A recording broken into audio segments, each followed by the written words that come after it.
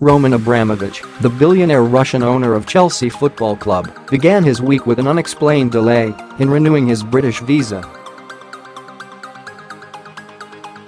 At the end of the week, the rumors suggest he is now pursuing Israeli citizenship. Is he about to quit Britain?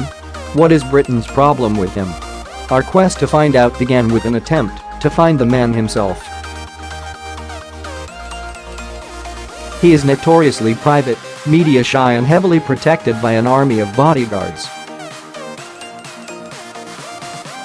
But in this business it's always worth a try. The French seaside town of Antibes is the playground for the world's richest.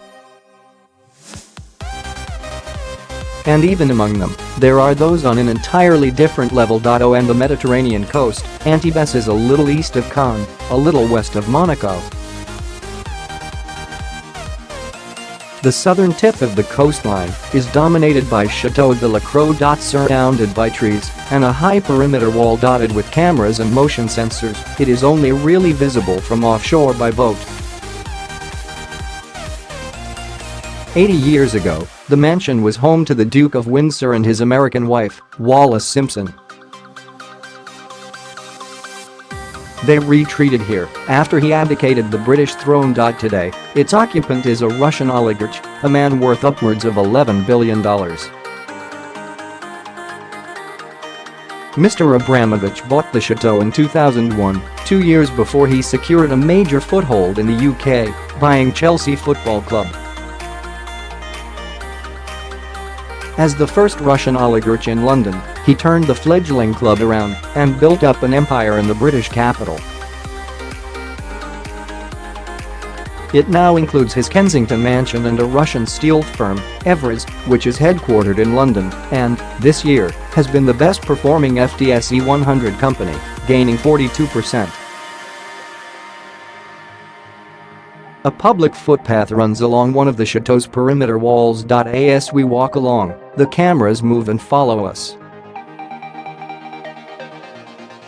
For someone who values his privacy, it's a wonderful spot. Moored offshore is his boat, the Eclipse, registered in Bermuda, with a crew of 70, a helipad, a mini-submarine.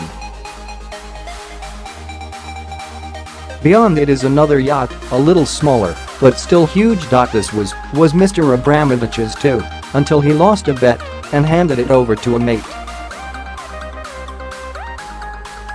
We approach the Eclipse and politely call out to the staff on board. As an attempt to find and speak to a Russian billionaire about his visa issues, this was always likely to be futile. And so it was. Our first introductions were met with a clear no. But on the radio from our boat to the bridge of the Eclipse we managed a brief convention. Could we find out, I asked somewhat foolishly, whether Mr. Abramovich is aboard and able to speak to us? That's all well received, sir. At this moment in time we are unable to comment on the location of any guests. That's unable to comment. Thank you. Obviously he wasn't going to speak to us, but a little bit of his empire up close is a useful hint of the life of an oligarch. So what's the British government's apparent issue? Russian man gets rich, enjoys life, invests in London. Plenty have. Why, as Foreign Secretary, Boris Johnson said this week, will the UK continue to tighten the squeeze on some of the oligarchs who surround Putin? On the specifics of Mr. Abramovich's visa issue, the UK government has not commented. Sources close to him, quoted in the Russian media, say there isn't a problem, just a delay. But it means that his British footprint is one he cannot tread for the time being.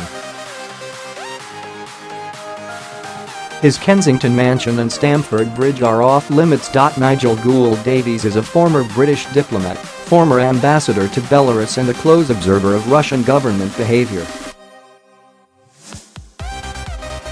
The point here is not that anyone is being accused of illicit actions, Mr. Gould-Davies tells me.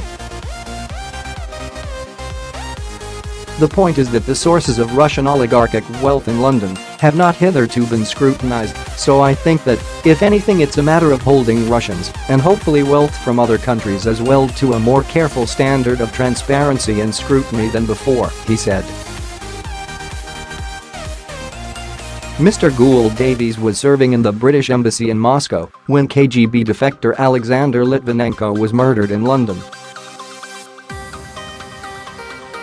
He has watched Russian behavior in Crimea, the shooting down of Malaysia Airlines Flight 17 over Ukraine, and, most recently, the Salisbury attack.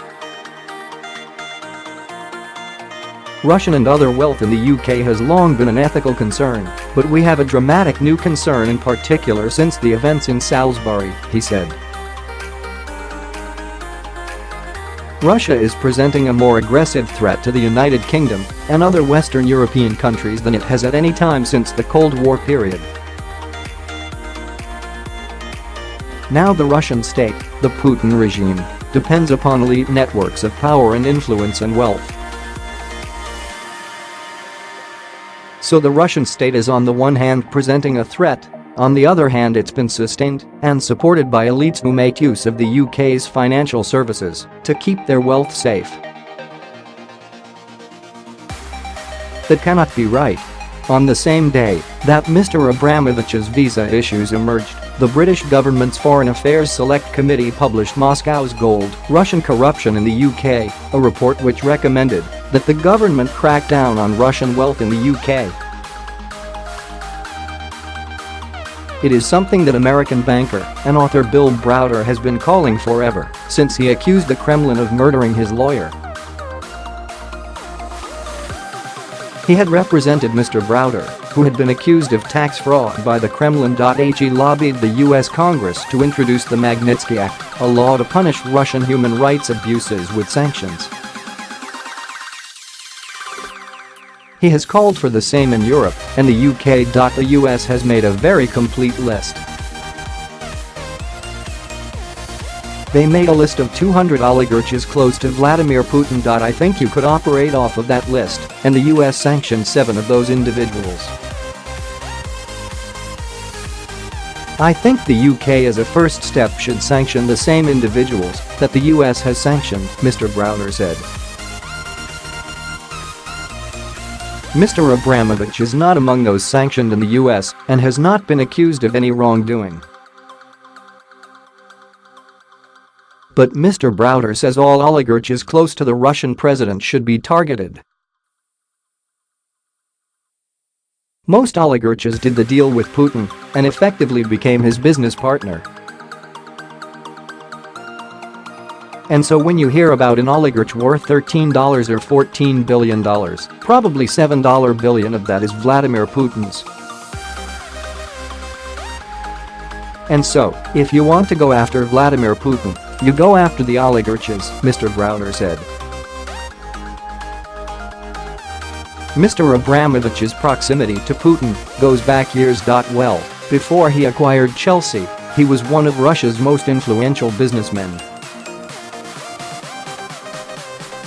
He was close to Mr. Putin's predecessor Boris Yeltsin. He helped Mr. Putin rise, and he benefited from it. Mr. Browder welcomed the decision this week to pass into law the Sanctions and Anti-Money Laundering Bill, which includes the Magnitsky Amendment allowing the British government to freeze the assets and ban the visas of human rights violators from Russia and elsewhere.